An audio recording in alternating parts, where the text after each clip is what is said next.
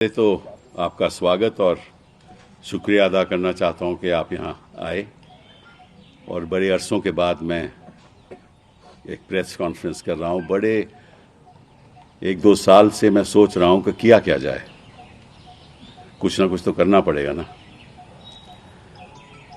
और अगर आप दुनिया का इतिहास देखो, किसी भी देश का इतिहास देखो, तो जब जब बदलाव आया है कहीं भी वकीलों द्वारा आया है।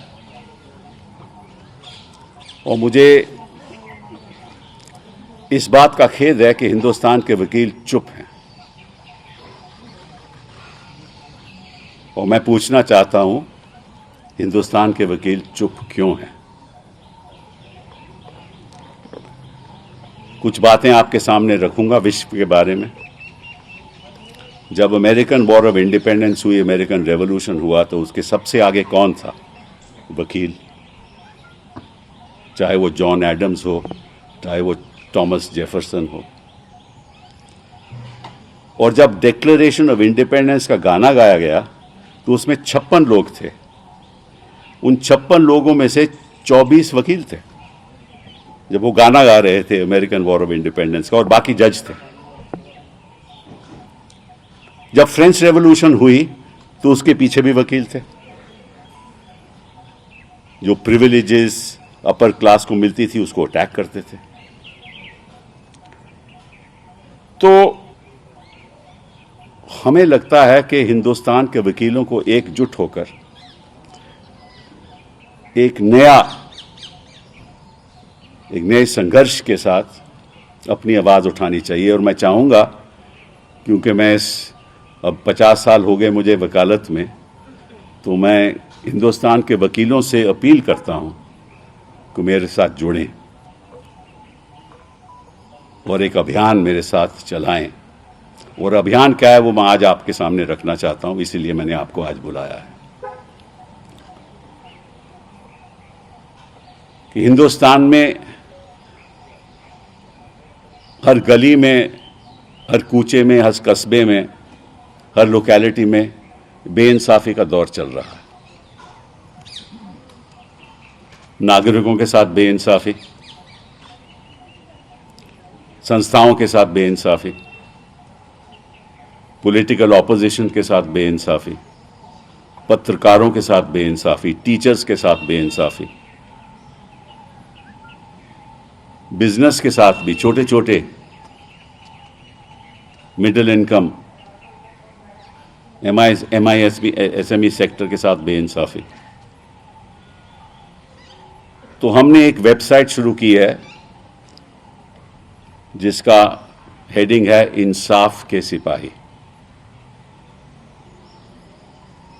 उस वेबसाइट पे कोई भी रजिस्टर कर सकता है अपने आप को।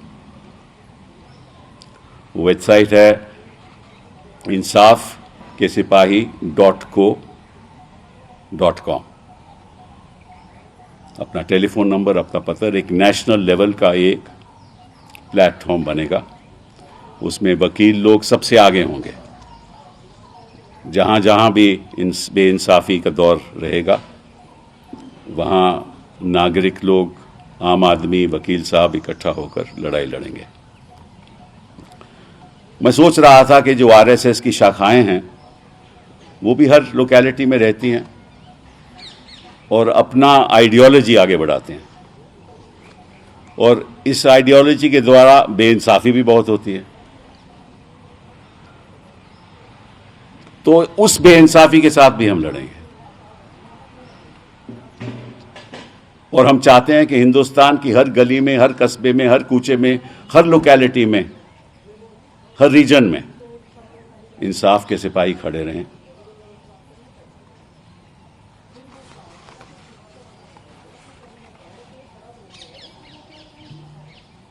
जब ये हमारा संविधान बना था तो आपको मालूम है कि in the constitution, in the preamble, it is written that the people of India have solemnly affirmed to constitute India into a sovereign, socialist, secular, democratic Republic. अब सॉवरेनिटी तो हम हिंदुस्तान के साथ हैं, हमेशा रहेंगे। सोशलिस्ट, मुझे नहीं लगता कि उस रास्ते पे हम जा रहे हैं।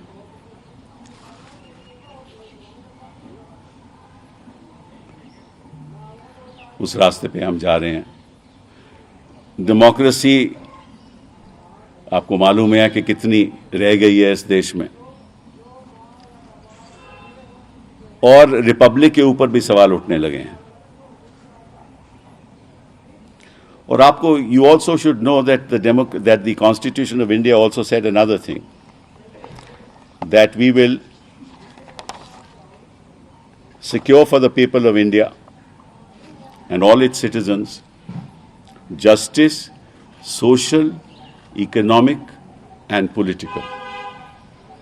मतलब कि इंसाफ, न्याय, सामाजिक न्याय, आर्थिक न्याय, राजनीतिक न्याय, ये हमारी कॉन्स्टिट्यूशन कहती है। और ये शासन का कर्तव्य है कि ऐसा न्याय होना चाहिए, आर्थिक, सामाजिक और राजनीतिक। सामाजिक अन्याय हो रहा है, आर्थिक स्थिति हिंदुस्तान के गरीब आदमी की आप सोच भी नहीं सकते क्या है। 80 करोड़ लोग इस देश में ऐसे हैं जो 5,000 रुपया से कम कमाते हैं हर माह। 5,000 रुपया से कम, 80 करोड़ लोग। अगर आप यूनाइटेड स्टेट्स ऑफ अमेरिका और यूरोप का पॉपुलेशन इकट्ठा कर लीजिए, वो भी 80 करोड़ नहीं है। और एक फैमिली की, जी एवरेज फैमिली की जो इनकम है, वर्किंग फैमिली की इनकम है, वो 53,000 है सालाना। मतलब कि 5,000 रुपए से भी कम हर महीना। तो ये सामाजिक न्याय है, ये आर्थिक न्याय है। और राजनीतिक न्याय तो आप देख ही रहे हो। मतलब कि आज कल जो 10th शेड्यूल है, it has become a defectors paradise. 2014 के बाद आपको मालूम है कि जब चुनाव होता है तो जो सरकार बनती है वो इलेक्टेड गवर्नमेंट के साथ बनती है। इन्होंने 8 सरकारें गिरा दी, 8 सरकारें। मतलब कि एक चुनी हुई सरकार को इन्होंने गिरा दिया, चाहे वो मेघालय हो, मणिपुर हो, मध्य प्रदेश हो, कर्नाटका हो, गोवा हो, महाराष्ट्र हो। मतलब कि विश्व में आप बताइए कौन सा ऐसा डेमोक्रेटिक देश है जहां कानून का उल्लंघन करके, लोगों को खरीद के, लोगों को मोह दे के, लोगों को अपनी स्टेट में ले जाके, चाहे वो गुजरात हो, चाहे वो असम हो, चाहे वो कर्नाटका हो। उत्तराखंड की सरकार इन्होंने कैसे गिराई आपको मालूम है, वो भी चुनी हुई सरकार थी। तो किसी संविधान में कहीं भी विश्व में आपने कभी देखा? और कोर्ट चुप है, जनता चुप है, वकील चुप हैं।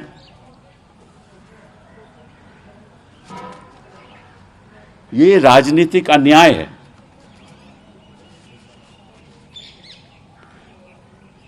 और जहां तक आर्थिक अन्याय की बात है, 100 लोग इस देश में, 100 अमीर लोग इस देश में, मालूम उनके पास कितने एसेट्स हैं?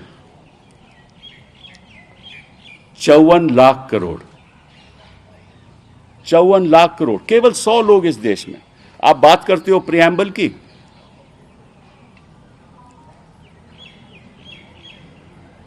Economic justice, social justice.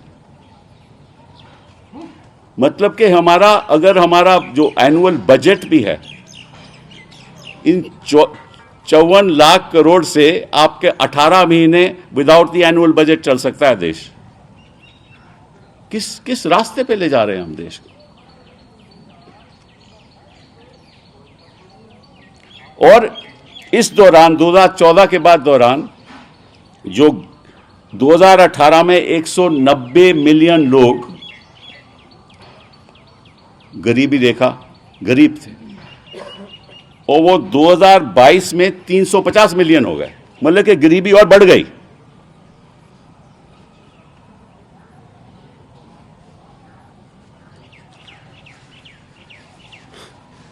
और ये हो क्यों रहा है? 10th शेड्यूल के आधार पे आप सरकार गिरा दो। And the governments Valentine is the enforcement directorate. किसी के पीछे भी आप ईडी लगा दो, उसको डराओ, उसको अरेस्ट करो, उसको धमकाओ, उसको बोलो स्टेटमेंट दे। सीबीआई तो बिना राज्य सरकार की अनुमति से जा नहीं सकते, कहीं स्टेट पे नहीं जा सकते, लेकिन ईडी बगैर सरकार की अनुमति से कहीं भी घुस सकती है। The fact of the matter is that we are in a situation that we see that this government, we see a government versus citizens. We want a government for citizens, not versus citizens.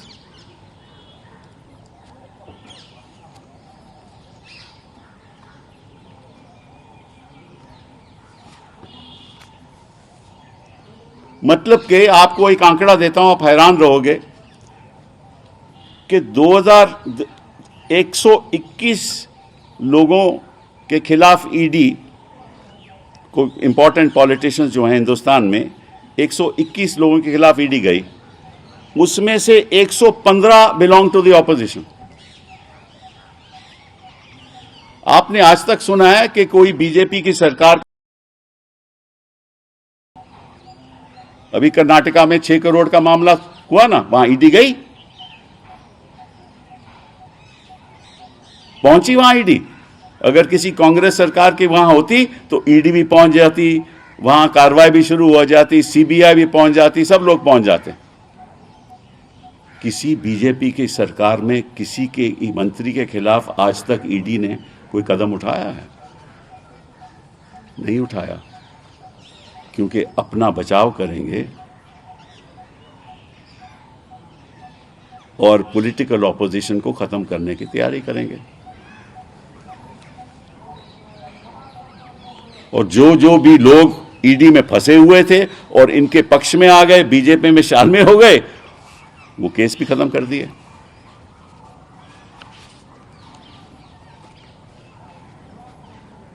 फिर preamble कहता है कि we will secure for all our citizens justice, social, economic and political liberty of thought, expression, belief, faith, worship. Liberty of thought तो आप देख ही रहे हो, पत्रकारों को अंदर कर देते हैं जो भी इनके खिलाफ बोले। फेथ की बात तो आप रोज के रोज कोई ना कोई मुकदमा कर देते हैं। जिस किस्म का हेट स्पीच चालू हो रही है आप जानते हो। Then equality of status of opportunity, मतलब कि जितने क्राइम्स दलितों के खिलाफ बढ़ रहे हैं, जितनी गति से बढ़ रहे हैं, पहले तो कभी इतिहास में हुआ नहीं।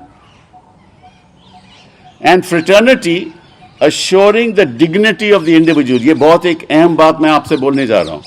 Assuring the dignity of the individual, मतलब कि एक नागरिक की डिग्निटी को अश्योर करना है, उसके धर्म के आधार पे नहीं, उसके विचारों के आधार पे नहीं। प्रियम्बल ऑफ द कॉन्स्टिट्यूशन कहता है कि सबसे पहले आप हिंदुस्तान के नागरिक हो, उसके बाद आपका धर्म क्या है, आपकी जाति क्या है, आपके विचार क्या हैं, आपकी सोच क्या है। हमारा संविधान कहता है, यहां शुरुआत होती है कि आपका धर्म क्या है, आप किस जाति के हो। ये भूल गए कि वो नागरिक हैं। नागरिकों की सुरक्षा करना संविधान कहता है कि शासन का कर्तव्य है, लेकिन उसी नागरिक के खिलाफ ये मुहिम चलाते हैं। किस आधार पे? तू किस धर्म का है, तू किस जाति का है, और जिस तरह से हिंसा का दौर इस देश में बढ़ रहा है, मैं समझता हूं कि जब तक हमारे इंसाफ के सिपाही, जब तक हमारे आम आदमी, जब तक the people of this country will not rise up to fight this injustice, I think we are in for very difficult times. It is with great deliberation, बड़ी सोच के साथ मैंने ये फैसला लिया है कि अब वक्त आ गया है कि जनता को जागरूक करने का कि आप हमारे इंसाफ के सिपाही बनिए, और जहाँ जहाँ भी बेइंसाफ़ी हो रही है, चाहे राज्य सरकारों के साथ हो रही हो, चाहे किसी नागरिक के साथ हो रही हो, आप उसकी लड़ाई लड़िए। मैं चाहूँगा कि इस देश में जो भी विपक्ष के चीफ मिनिस्टर हैं वो मेरा साथ दें। मैं चाहूँगा कि जो भी विपक्ष के जो सरकार में नहीं हैं लेकिन नेता हैं वो मेरा साथ दें, और हम एक नेशनल मूवमेंट की शुरुआत करें जिसके आधार पर ये जो गुलामी हमें दिख रही है उससे मुक्त होना चाहिए। बहुत बहुत धन्यवाद। क्या कहना चाह रहे हैं कि इस समय हमारा देश गुलामी जिस तरह से ये वैलेंटाइन का इस्तेमाल कर रहे हैं, जिस तरह से ये सरकारें गिरा रहे हैं, ये नहीं चाहते कि विपक्ष रहे। अंग्रेजों के वक्त क्या होता था कि कोई भी प्रोटेस्ट करता था उसको उसकी आवाज बंद की जाती थी। सिब्बल साहब, ये आपने एक नागरिक आंदोलन की बात की है और सपोर्ट मांग रहे हैं विपक्षी दलों को, और बिना राजनीतिक आंदोलन के कैसे आप भाई, जैसे the moment you talk about fight against injustice, that is political. हर किस्म का इनजस्टिस होता है, हर किस्म का अत्याचार होता है। This is people versus. मैं किसी एक पार्टी के पक्ष की बात नहीं कर रहा। The people of India have to realise कि संविधान में सोच क्या थी, क्या हो क्या रहा है, बनाने वाले के सपने क्या थे और आज हो क्या रहा है। This is a government versus citizens, it is not a government for citizens. We want to change that. Sir, आपको क्या लगता है ये बदलाव कब से आया है कि संविधान की बात नहीं हो रही है? ये अचानक से हुआ है या कि पहले से है? नहीं, देखिए ऐसा है, पहले से होता था थोड़ा बहुत, मैं नहीं मानता। देखो ऐसा है कि मैं आपको एक और बात बताऊं, हर शासन में कोई अच्छाइयां भी होती हैं। मैं कहूं कि मोदी जी सब काम गलत कर रहे हैं, वो भी सही नहीं है। मुझे ये कहना लगेगा कि मैं कोई पॉलिटिकल ये कोई पॉलिटिकल बात नहीं है। डिजिटलाइजेशन सही है, आवास योजना सही है, कई योजनाएं, हम उसके खिलाफ नहीं हैं। लेकिन जहां लोगों की आवाज को बंद किया जा रहा है, जहां बेइंसाफी हो रही है, जिस तरह से बेइंसाफी हो रही है, हम उसके खिलाफ हैं। शासन में सब चीजें बुरी नहीं होती, किसी भी शासन में। तो आपने जो सवाल पूछा, आपने सही पूछा।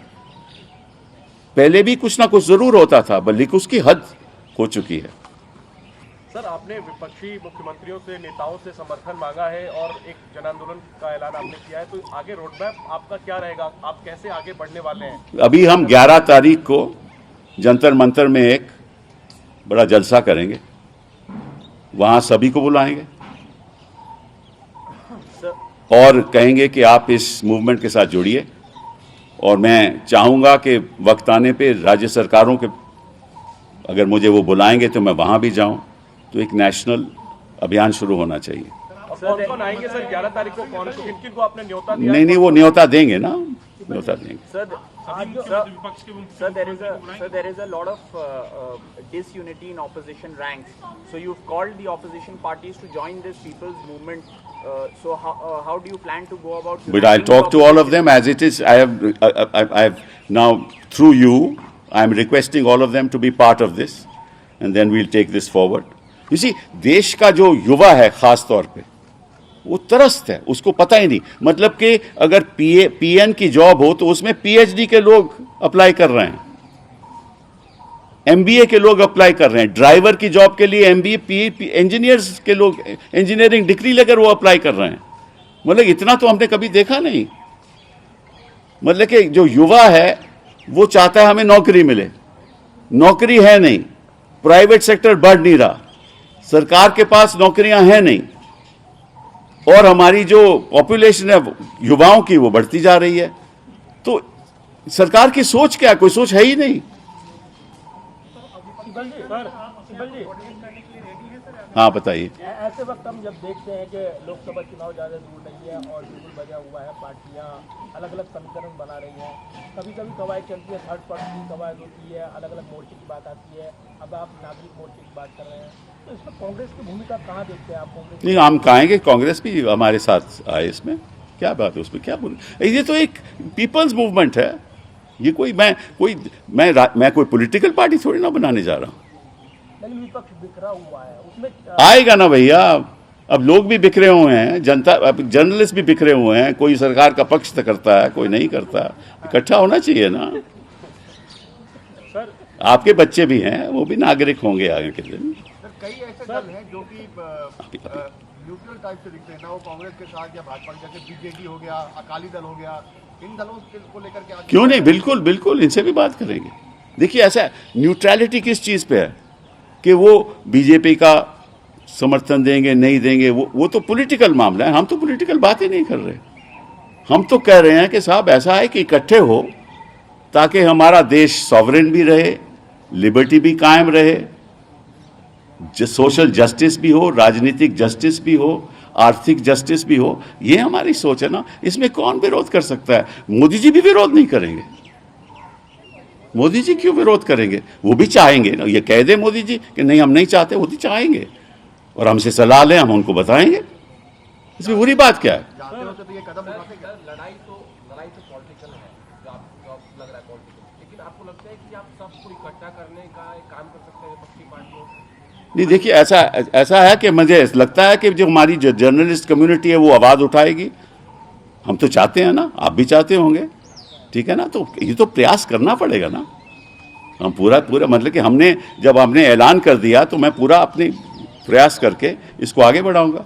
सर 2024 का चुनाव है, आप कह रहे हैं कुछ चीजें बदलनी है, तो बदलाव तो तभी होगा जब सरकार बदलेगी। हाँ बिल्कुल। और जब सब लोग पूछ भी रहे हैं आपसे, लेकिन शायद भूल रहे हैं कि आपने इसी जगह पे विपक्षी पार्टियों को इकट्ठा भी बहुत जी हाँ, जी सबको हाँ, आप कांग्रेस में। जी हाँ, जी हाँ।